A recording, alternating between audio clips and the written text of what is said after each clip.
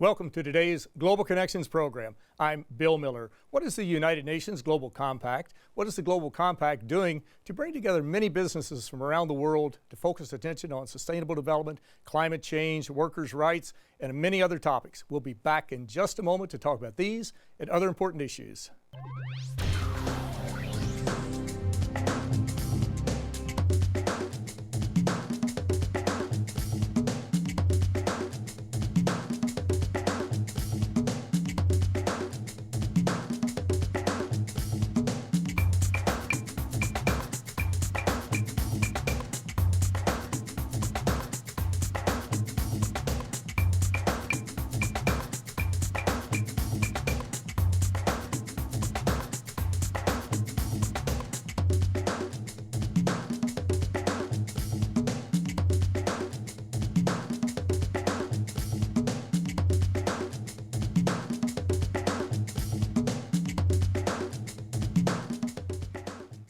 Welcome back to our program. Today we're shining the spotlight on the Global Compact and what it's doing to involve the private sector in dealing with many of the problems that confront all of us, all 7.3 billion people on planet Earth in many cases. My guest today is an expert on the Global Compact.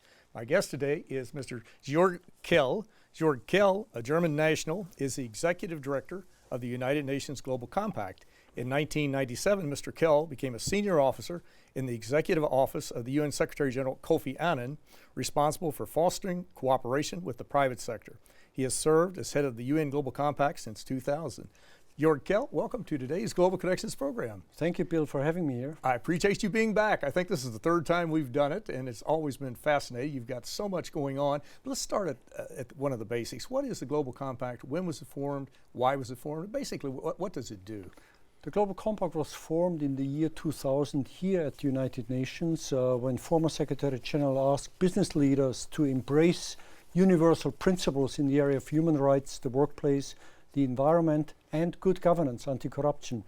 Basically challenging business leaders to be part of the solution rather than part of the problem, changing their own behavior, treating workers well, and so forth, and once a year to communicate on progress. That was the initiation. 40 companies were present then. Today, we have 8,200 corporate participants in 145 countries. 8,200 from 40, that's quite a quantum leap. That's very good. Yes, the demand for good ethics, the demand for solution finding is growing ever more because problems are piling up as well. So what we are doing is we are proposing to business to collaborate on core issues where everybody has an interest in to overcome them. We are trying to change mindsets so that business no longer is just defensive and saying it is not our responsibility, it is the job of governments, but we are asking business to also contribute positively on human rights, on workplace conditions, on global warming, on water stewardship, women empowerment, anti-corruption, and some of these really hard issues. And a growing number of companies realize that being ethical and proactive rather than defensive actually makes good business sense, because as a clean and well-organized company, you're better prepared to minimize the risks, but also to build new opportunities where normally you only see challenges. Exactly. Now, how would a company become a member of the Global Compact? Are there certain criteria they have to meet? Do they have to be a certain size? Can you have large corporations, small businesses? How would they do that? We welcome both small and large. It means that the CEO makes a commitment, a public commitment, and that once a year the company actually discloses in a public manner how they implement that commitment. We call that a communication on progress, a disclosure requirement. And if a company does not disclose its annual progress, then we actually delist the company. And unfortunately, we had to delist already over 4,000 companies for failure to be transparent about its performance in non-financial issues. So transparency is a key component of the commitment, and we expect the CEOs to live up to that. And in many cases it works, but it doesn't always work. Exactly, right. Now you mentioned the World Economic Forum held in Davos, Switzerland, which is a major event each year. This past year, they discussed income inequality, which is becoming more and more of a problem. It used to be in some of the economically developing countries, like in Latin America. Now it's a large part in the developed country, like the United States and others, where you have this huge chasm of a small number of people who have a large number of resources, amount of resources, and a large number of people who have very few resources. What conclusion did they come to, and why is this a major problem? It's a major issue globally speaking. It's a global outgrowth of success breeds success. And unless there are good policies in place that take care of those which are not part of the winning formula, the divide becomes ever bigger. Technology is the driver, ever more greater premium on skilled versus unskilled and so forth. Was a big issue everywhere. And one remedy is obviously on taxation. This hot subject has come up a lot, because corporations, we have to realize this, have very smart means also of avoiding taxes or minimizing them. So there's a movement going on now worldwide, also organized by the OECD, to come up with better benchmarks on taxation. That is one. The other one is just access to opportunities. In many parts of the world, poor people just lack basic opportunities on education. And if you don't have access to quality education, your chances later on of succeeding are very small.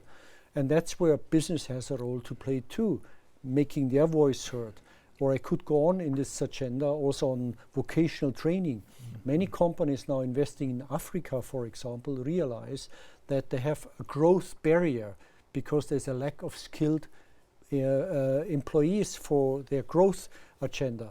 So companies now increasingly collaborate in creating vocational training, technical training, so they can grow business. And the same applies, by the way, even on other basic needs, say water scarcity. Companies increasingly realize that solving or contributing to public goods dilemmas helps themselves. Water stewardship. It makes sense for business to collaborate with public authorities, because water sustainability is key for business to function and it's key for communities. So I would say the big paradigm shift that came out of the World Economic Forum a little bit, at least, which is something we promote very hard, is that business interests and public policy interests increasingly overlap.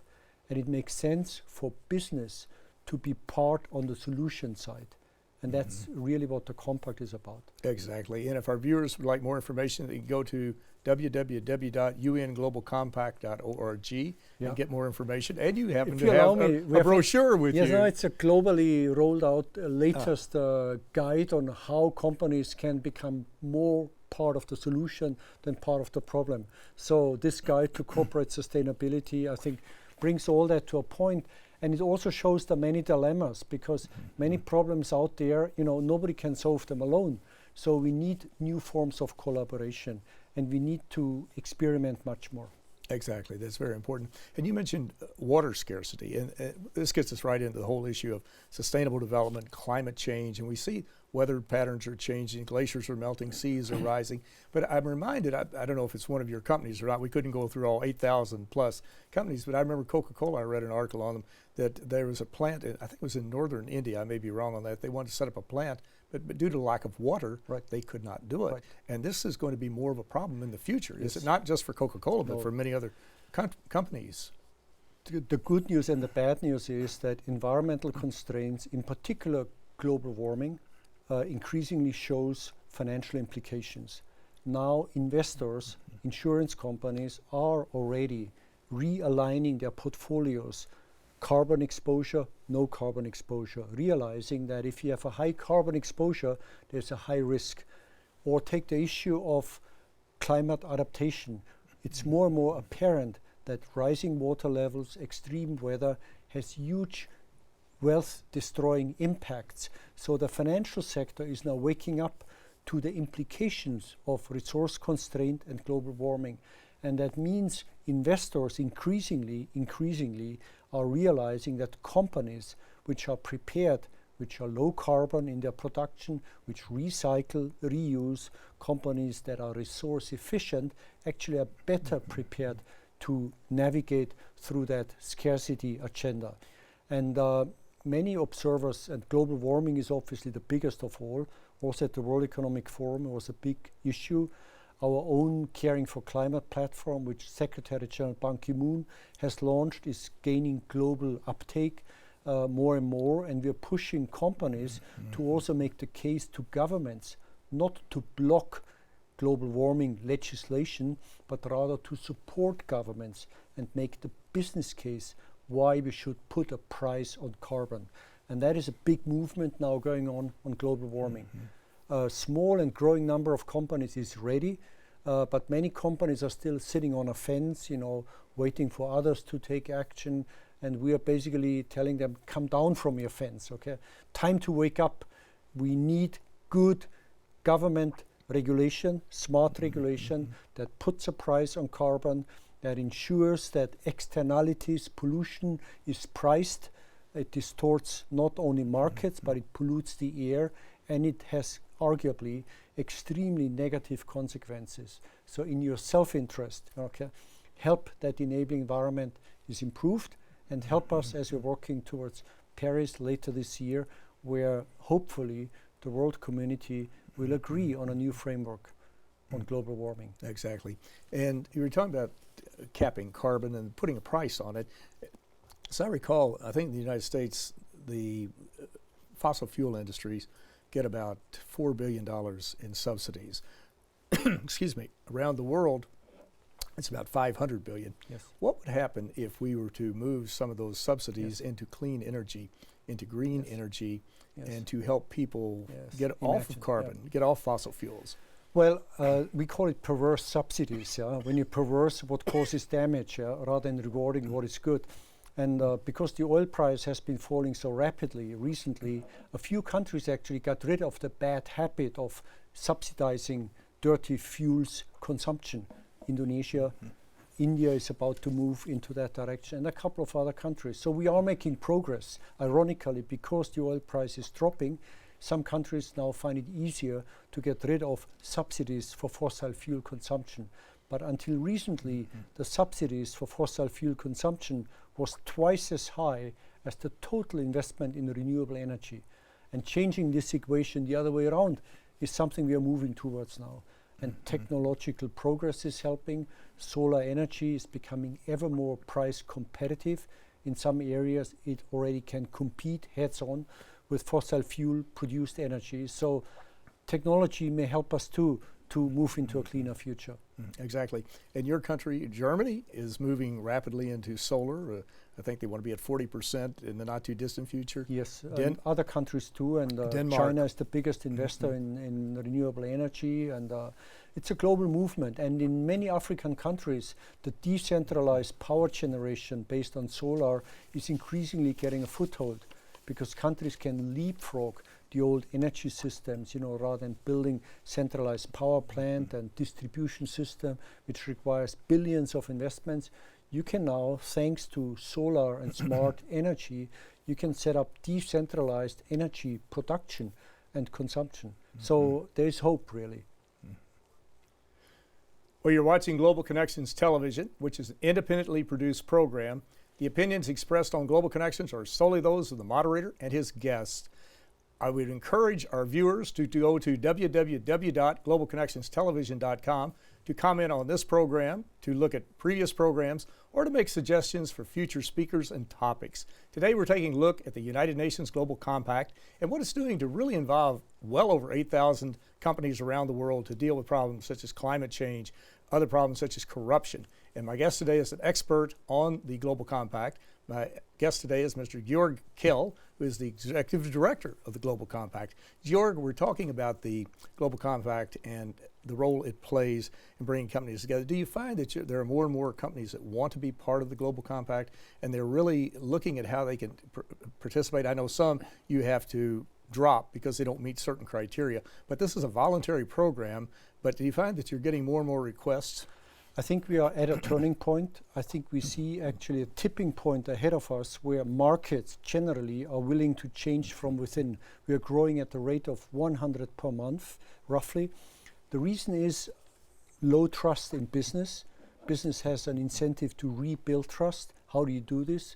Through transparency, through engagement, by working on dilemmas.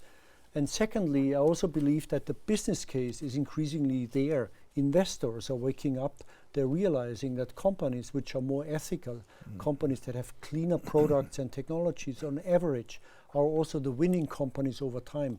So it is a business proposition for success. We go as far as saying that in today's interdependent world, financial success increasingly goes hand in hand with environmental stewardship, social responsibility, and good ethics. If a company fails on either of these three pillars, environment, social, or governance, it cannot be successful financially over time in the long run. So, and that kind of basic proposition is increasingly understood by the market, including by investors. So I'm confident that the movement of corporate sustainability will grow, that more and more companies will join, that soon it will be a majority, and hopefully soon all the chambers of commerce around the world will actually be for climate action, will be for social inclusion, and will be for good environmental stewardship, because realizing without healthy societies, markets cannot grow either. That's very, excuse me, that's very true. And I think we're seeing more of that today. You see that the public opinion is shifting more towards people who believe that the climate is changing, that humans are causing a large part of it, be it 95%, whatever the case might be. But there is a movement there amongst the businesses, amongst the general public. Sometimes lawmakers are about 2 steps behind everybody else, but hopefully they will get the idea and we'll learn more about these topics, because they are very, very critical. And we all have a stake in this. You mentioned the private sector, you mentioned the public sector, and this whole social compact is built on trust. Right. And as you mentioned, the trust that people are the view that people have of businesses may not be as high as it was of governments, but a lot of that is because so many people are very fond of just really denigrating government programs. It doesn't matter what it is almost, but ridiculing them and really not talking about some of the successes of government. You don't want too much government, but you have to have a certain amount to work with the private sector. Do you not have to have that to maintain the social compact that we have? I totally agree, and I think this is the next big global agenda item, how to reinvent governments to make them fit for the 21st century. I think the last 20 years we have seen an ideological degradation of the public good, caretaking. It has become fashionable to bash governments, to call them inefficient bureaucracies, and we all, I think, have been complicit somehow in that. Also, the business world has taken narrowly advantage, just looking for a tax break here or there, and ignoring the basic fundamentals that in the absence of a reliable, effective public policy framework, not else much can work. We need effective governments for basic services, education, health, and many other areas. And if things don't work, then we should ask, how can we make them work better?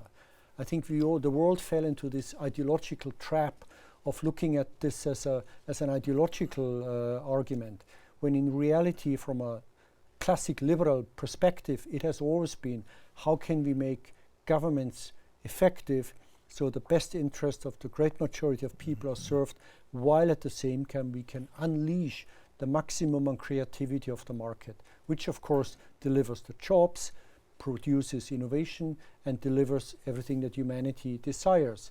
But we need both.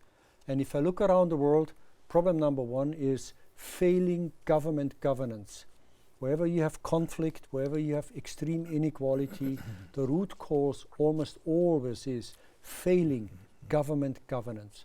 So we should focus much more on how can we make governments effective. And we are calling now on business to actually step back and not do just a selfish lobbying for your own narrow interest, but align your government affairs, your lobbying activities with your long-term sustainability vision, and support governments in becoming effective again. I think it's crucially important in so many places around the world. And as you were going through that, maybe think about, well, you always have some waste, fraud, and abuse in the private sector, Yes, in governmental everywhere. agencies. It's just, if you've got humans involved, there'll be some of it. But you have really taken on a very tough issue in corruption, Yes. anti-corruption activities. How do you involve your businesses in this, and how do you involve governments too? Because you can have it in both institutions, really. Yeah, it's the biggest cancer, and it has to do with governance, government governance, because it takes always two to tango. Usually it's public and private, you know. Often it's around procurement. We have major crisis situations now around the world, from Brazil to Nigeria, you name it, where corruption is the big issue, but also in Europe, everywhere. We have to hear good ethics, the reinvention of what does ethics mean, and leadership. Within the Compact, we have launched many programs on anti-corruption, and the most effective we discovered is the one which we call collective action, where we bring together like-minded companies with like-minded public policy makers who understand that corruption actually is a cost, it's a cancer, it erodes trust. And then they start working on how do we improve public procurement, how do we get rid of bribery, extortion. And there is progress in some quarters, but globally speaking, I think the issue is much more needs to be done. One big issue we are working on currently is what we call a call to action, where 200 CEOs already have put their names behind a 5-point action platform, which we launch with the G20, with the General Assembly here, and with regional bodies.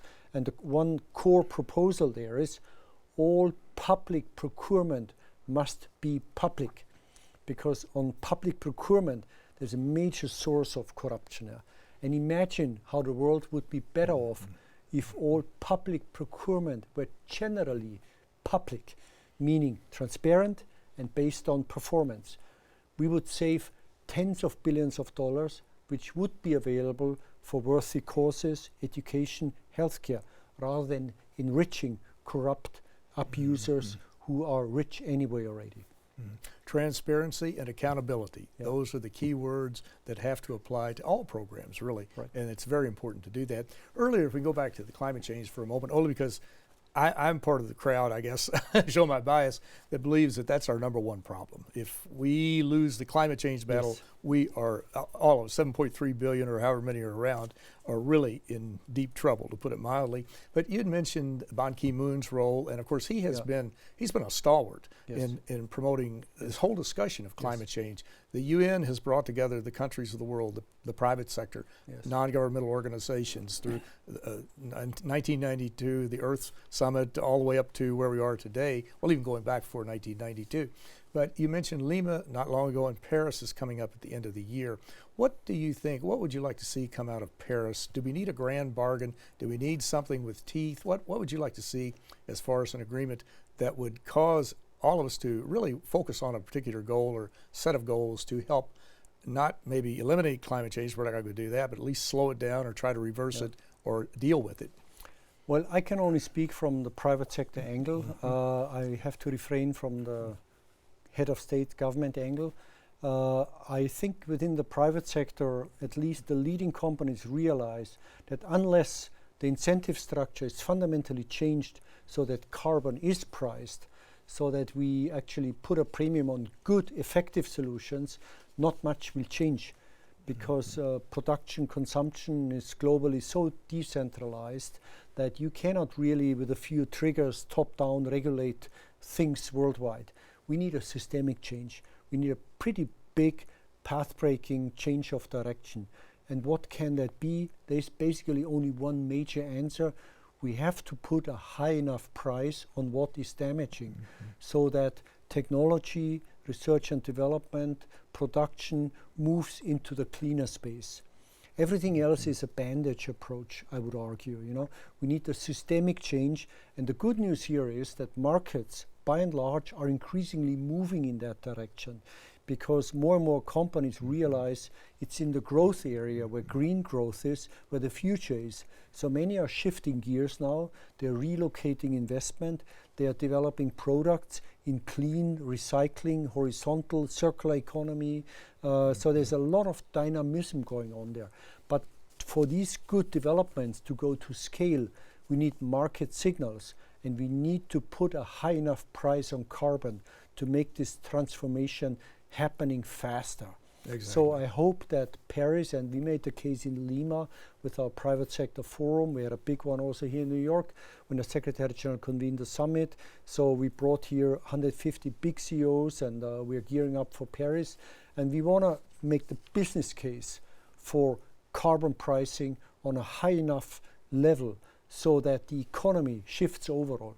Because at the end of the day, we are all involved. Yeah? Exactly. With Georg Kell, head of the United Nations Global Compact, these are important issues, and I want to thank you so very much for a very interesting and a very informative program. My pleasure, Bill. Thank you. Thank you. I am Bill Miller. Thank you for joining us on today's Global Connections program.